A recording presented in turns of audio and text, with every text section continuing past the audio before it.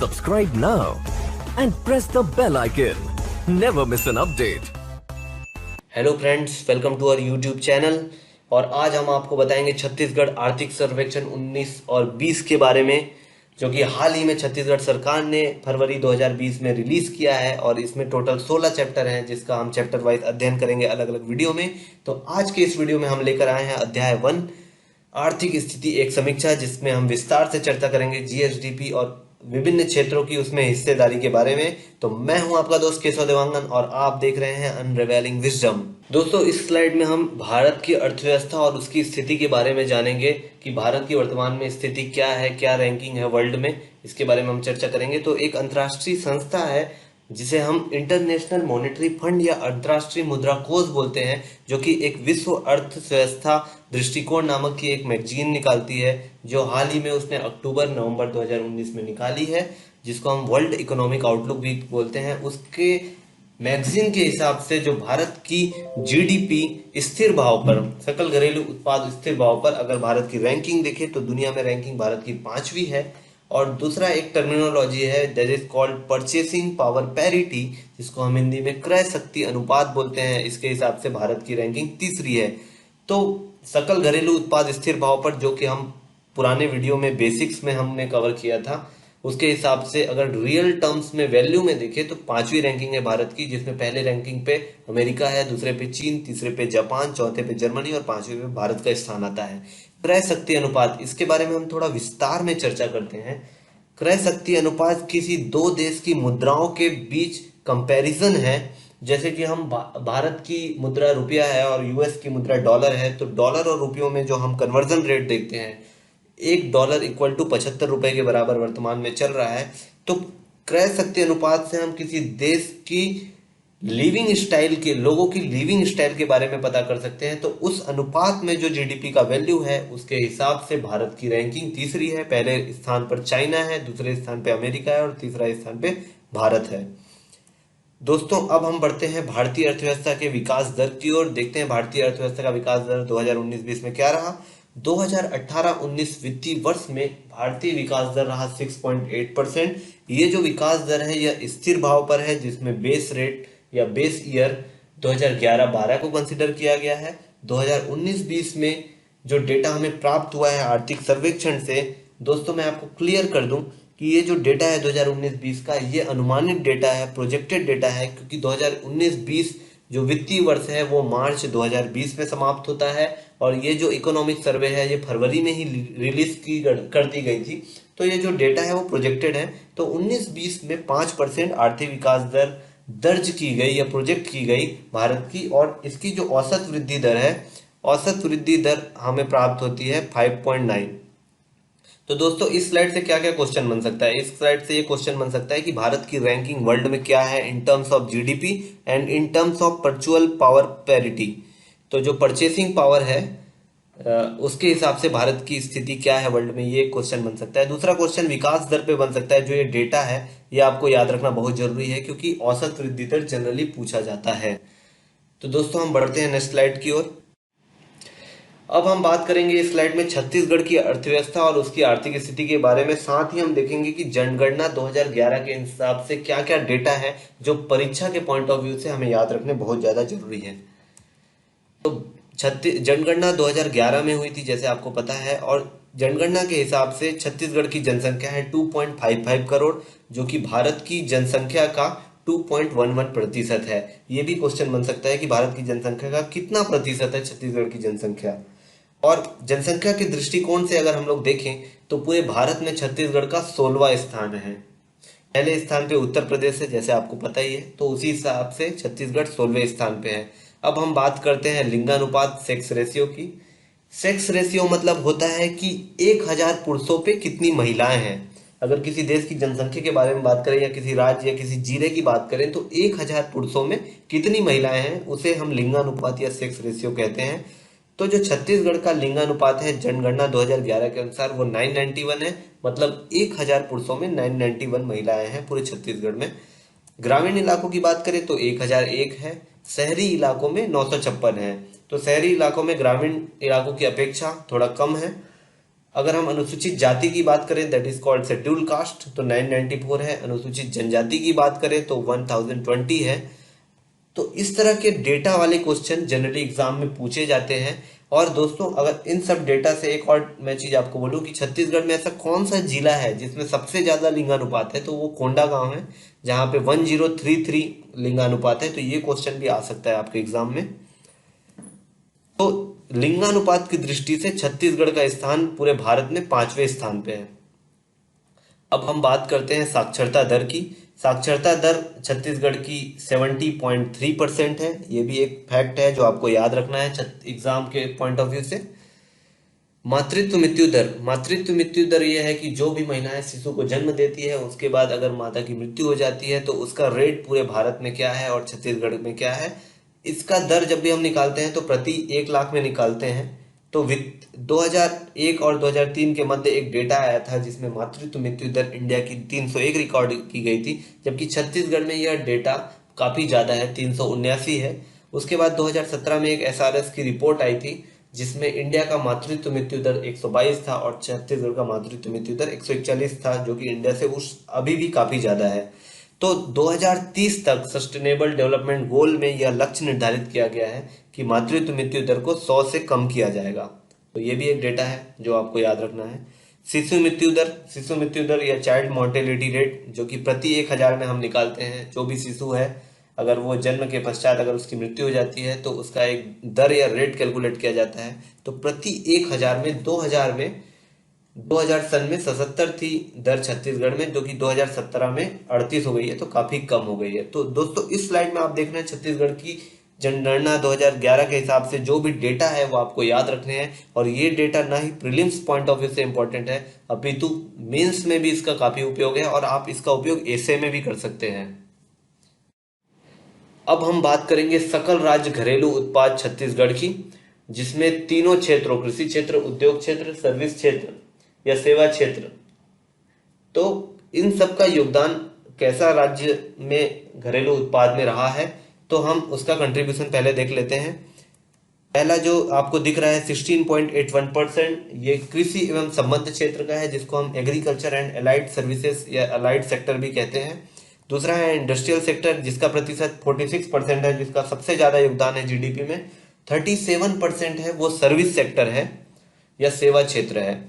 अब दोस्तों हम बात करते हैं छत्तीसगढ़ की जीएसडीपी के बारे में, जो कि वर्षवार मैंने लिस्टिंग किया है उसका कि 2012-13 से 2020 तक भारत की जीडीपी क्या रही। 2012-13 में 5% थी, 13-14 में 10%, और इसी तरह उतार चढ़ाव का क्रम बना रहा हमारी जीडीपी में या जीएसडीपी में, जैसे कि सकल राज्य घरेलू उत्पाद है। छत्तीसगढ़ के लिए हमने जीडीपी का विकास दर आपको दिया है और 2019-20 में ये 5.32% थी। दोस्तों यह जो जीएसडीपी है वो स्थिर भाव पे है, यह रियल जीडीपी है, क्योंकि real GDP is the true indicator of economic growth of any state.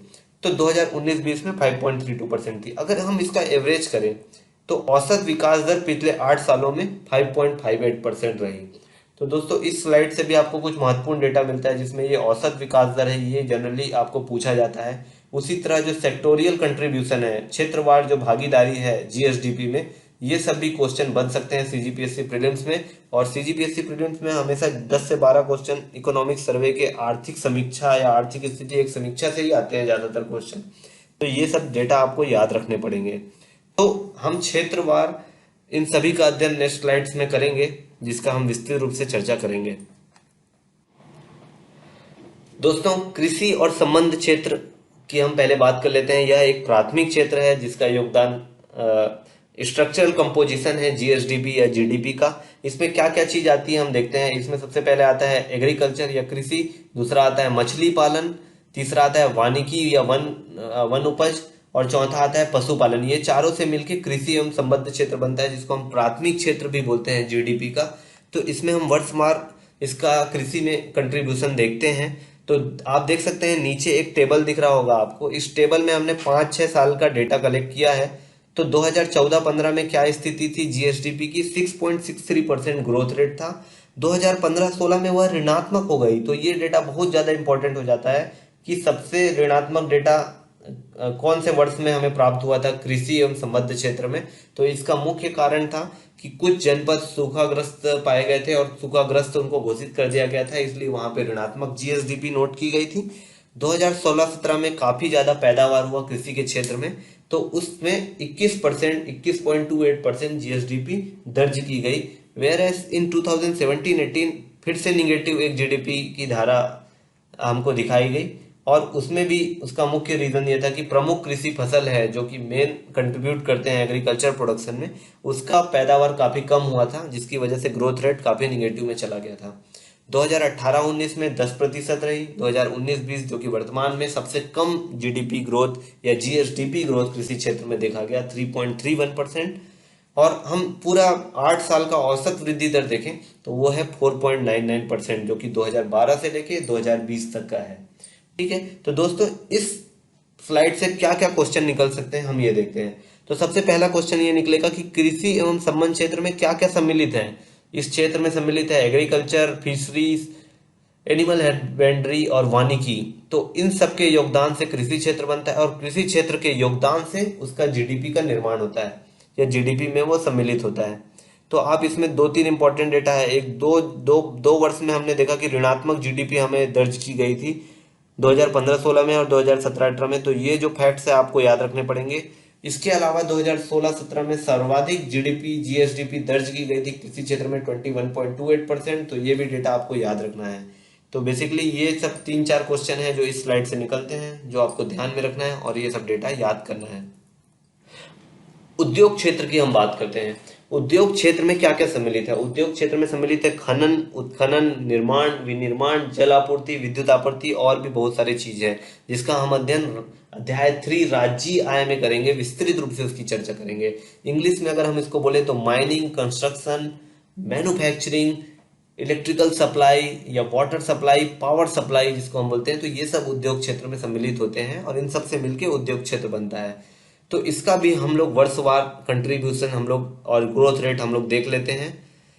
तो नीचे आप टेबल देख रहे हैं कि ऋणात्मक जीडीपी 2014-15 में दर्ज की गई थी -1.55, बाकी सब में पॉजिटिव जीडीपी पाई गई। 2017-18 में सबसे ज्यादा 7.52% जीएसडीपी एट कांस्टेंट प्राइस, स्थिर मूल्य पर, स्थिर भाव पर जीएसडीपी दर्ज की गई थी। तो 2014-15 में ऋणात्मक जीडीपी थी, 2015-16 में 1.9% जीएसडीपी ग्रोथ था, 2016-17 में और बढ़ गया, वो 5.19 हो गया। 2017-18 में सबसे ज्यादा जीएसडीपी ग्रोथ उद्योग क्षेत्र में दर्ज की गई 7.52%, 2018-19 में 5.32% हो गई और 2019-20 में 4.94% हो गई। तो ओवरऑल अगर देखें हम लोग औसत वृद्धि दर 2012 से लेकर 2020 तक का, तो वो 5.42% आता है, जो कि वर्तमान में जो 2019-20 का जीएसडीपी उद्योग क्षेत्र में है 4.94% उससे ज्यादा है। तो इसमें जो इंपॉर्टेंट फैक्ट्स ये है कि उद्योग क्षेत्र में क्या क्या चीज सम्मिलित होती है। तो उत्खनन, खनन, विनिर्माण, निर्माण, विद्युत आपूर्ति, जल आपूर्ति, ये सब चीज उद्योग क्षेत्र में सम्मिलित होता है। ऋणात्मक जीडीपी जीएसडीपी किस ईयर में दर्ज की गई, तो 2014-15। सर्वाधिक जीएसडीपी किस ईयर में दर्ज की गई, तो 2017-18। तो इससे भी 4-5 क्वेश्चन निकलते हैं, और ये पर्टिकुलर चैप्टर या स्लाइड जो उद्योग क्षेत्र की मैं बात कर रहा हूँ, ये एग्जाम पॉइंट ऑफ व्यू से बहुत ज्यादा इंपॉर्टेंट है, क्योंकि ऐसे और मेंस में इसका आप बखूबी तरीके से यूज कर सकते हैं इन डेटास का। तो आपको ये सब चीज याद रखने बहुत ज्यादा जरूरी है। सेवा क्षेत्र, सेवा क्षेत्र में क्या क्या सम्मिलित है। सेवा क्षेत्र में व्यापार जो कि बिजनेस सर्विसेज होता है, फाइनेंशियल सर्विसेज होता है, banking system, banking services, public administration या लोक प्रशासन, ये सब चीज सम्मिलित होती है। तो सेवा क्षेत्र का हमने देखा था कि योगदान जीएसडीपी में सबसे ज्यादा होता है। इंडियन इकोनॉमी जब हम लोग पढ़ रहे थे तब हमने देखा था कि आजादी के समय सेवा क्षेत्र का योगदान काफी कम था, कृषि क्षेत्र का योगदान काफी ज्यादा था, बट अभी वर्तमान में सेवा क्षेत्र का योगदान काफी ज्यादा है। तो इसका भी वर्षवार हम लोग ग्रोथ रेट देखते हैं। तो नीचे आप टेबल देख रहे हैं कि इसमें कोई भी ऋणात्मक वैल्यू नहीं है, तो इससे ये पता चलता है कि सेवा क्षेत्र में कभी भी ऋणात्मक ग्रोथ रेट नहीं पाया गया, नहीं दर्ज किया गया, तो सभी वैल्यू पॉजिटिव है। तो 2014-15 में 3.5% ग्रोथ रेट दर्ज किया गया, 2015-16 में फिर ऑलमोस्ट डबल हो गया 6.29%, 2015-16 में near to the 6% 5.96% growth rate दर्ज किया गया, 2017-18 में 8.45%, 2018-19 में 7.76%। 2017-18 में सर्वाधिक जो दर्ज की गई थी ग्रोथ रेट 2017-18 में की गई थी। 2018-19 में 7.76 और 2019 में और कम हो गई 6.62%। अगर इसका हम एवरेज देखें पिछले 8 सालों का तो 6.52% है, जो वर्तमान के 2019-20 के बहुत करीब है। तो इस पर्टिकुलर स्लाइड से भी हमको 3-4 क्वेश्चन मिलते हैं कि सेवा क्षेत्र में क्या क्या सम्मिलित है, जिसमें व्यापार, फाइनेंशियल सर्विसेज, पब्लिक एडमिनिस्ट्रेशन, ये सब है इत्यादि। और इसमें सबसे ज्यादा सर्वाधिक ग्रोथ 2017-18 में 8.45% हुआ है। इसमें कोई भी ऋणात्मक जीएसडीपी ग्रोथ रेट नहीं है। दोस्तों आगे बढ़ते हैं।